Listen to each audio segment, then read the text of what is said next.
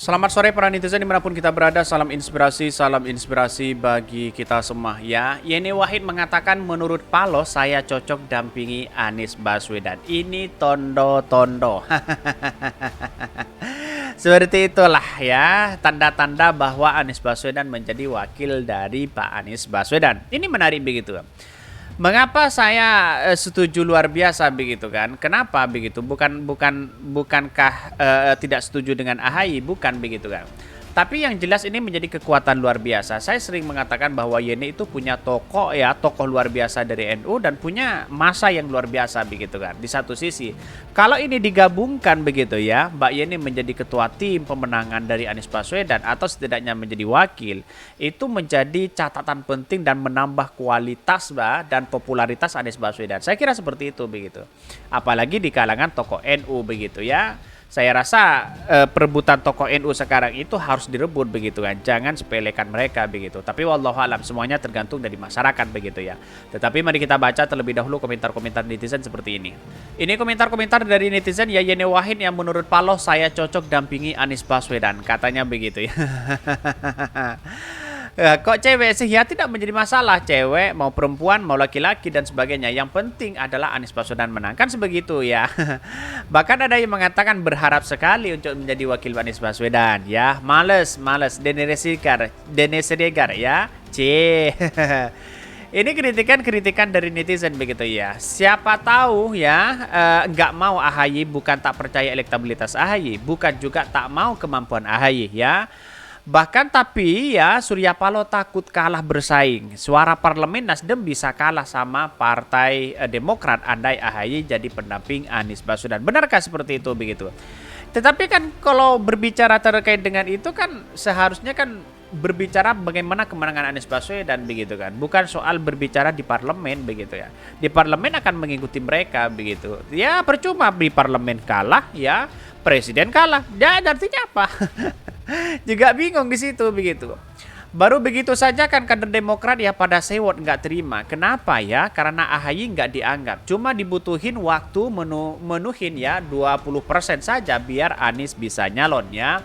Saya yakin ya Anies ya sekarang sudah tak nyaman dengan Nasdem. Nasdem itu partai nggak jelas katanya begitu ya. Ini kritikan netizen ya. Sudah nimbrung di sini begitu kan ya. Mulai mendukung partai Demokrat sana sini begitu, memojokkan sana sini begitu kan ya.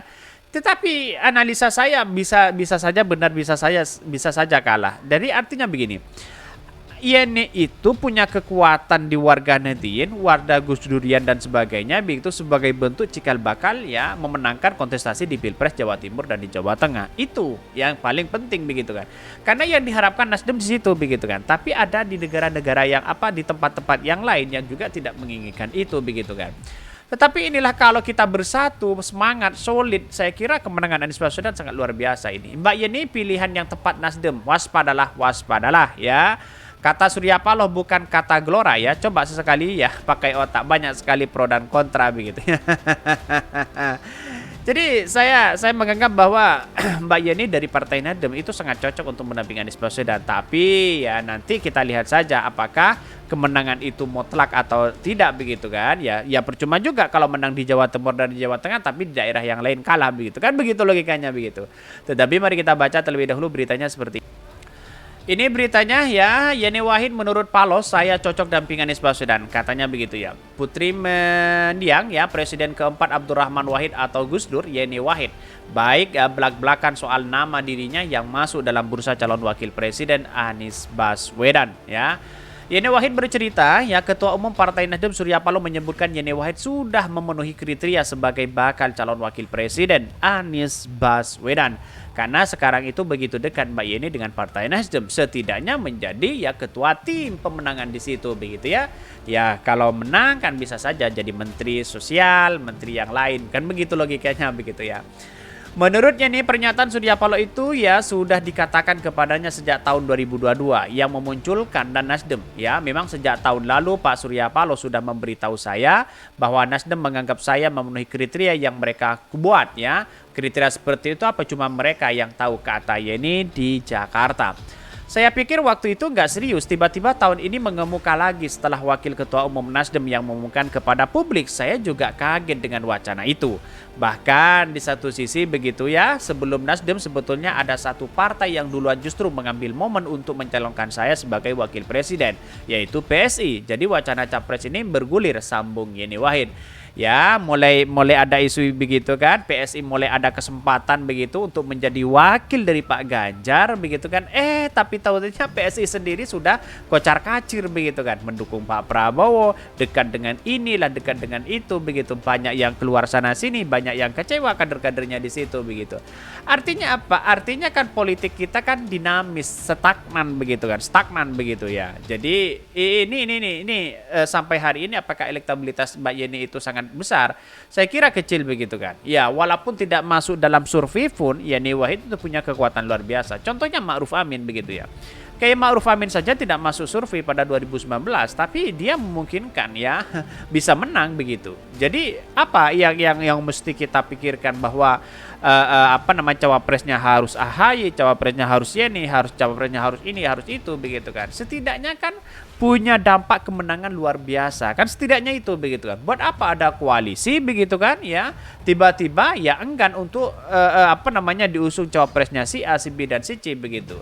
Ya kalau ingin fokus di parlemen takut kalah misalnya begitu kan, kalau tidak menjadi cawapres mending jangan berkoalisi gitu aja begitu kan.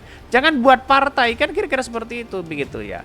Partai itu kan tergantung siapa komunikasinya begitu. Pasti setiap siapapun menjadi presiden, baik Pak Ganjar, Pak Prabowo, Pak Anies Baswedan, pasti mereka ditawari, para partai-partai semua ditawari menteri begitu kan ya. Ya, apakah ini mau atau tidak kita tunggu saja begitu kan. Ini banyak sekali ya kritikan-kritikan dari netizen, banyak sekali ada pro dan kontra begitu. Bahkan sebelumnya Nasdem sebetulnya ada satu partai yang duluan justru ya mendeklarasikan, yaitu adalah PSI ya. PSI kan tidak dianggap hari ini begitu ya. Ini juga mendukung nama Agus Harimurti Yudhoyono AHY menjadi baca pres Anies Baswedan ya, meskipun dirinya juga masuk beredar cawapres dan untuk Anies Baswedan di Pilpres 2024. Ini menegaskan AHY merupakan figur yang paling pas mendampingi Anies Baswedan ya. Saya kira sangat luar biasa begitu kan ketika kolaborasi Anies Baswedan Mbak Yeni. Tapi kemungkinan besar adalah yang lebih dekat yang sekarang itu mulai kemana-mana itu adalah AHY begitu kan. Ya, kalau dengan AHY bukan kejutan lagi begitu kan, masyarakat kan sudah tahu mereka begitu. Jadi strategi politik ya gampang saja untuk mengalahkan mereka begitu. Tapi di satu sisi mesin politiknya dari AHY dia selain Partai Demokrat ya, di satu sisi kaum milenial banyak yang mendukung ya AHY di situ. Satu sisi begitu kan. Tapi yang namanya politik kan dinamis, tergantung pada rakyat. Siapapun wakil presidennya, siapapun capresnya begitu kan, yang memilih itu adalah tetap rakyat. Mungkin itu yang kami sampaikan. Tonton terus channel Hodari Podcast Rakyat ini, karena ada berita-berita menarik dan viral setiap harinya. Salam para netizen, salam inspirasi bagi kita semua. Jangan lupa di subscribe dan YouTube Hodari Podcast Rakyat ini.